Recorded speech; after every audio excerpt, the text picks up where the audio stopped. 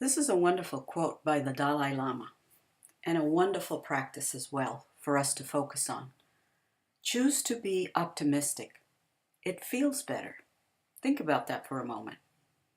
When you're feeling pessimistic, when you're feeling down, does that feel better? No, not really.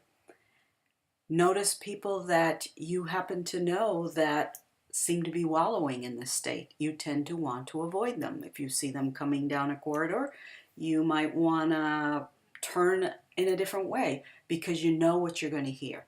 We tend to avoid and flee negativity, people who are pessimistic and so forth. Why? Because they drain us.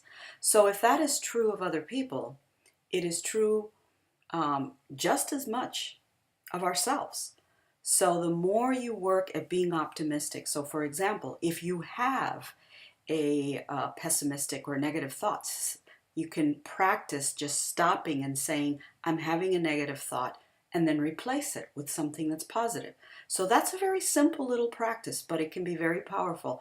It can be very time consuming in the beginning, but the more you practice it, the easier it becomes. So when you have a negative thought, stop, say to yourself, I'm having that negative thought, replace it with a positive one, with a more optimistic outlook.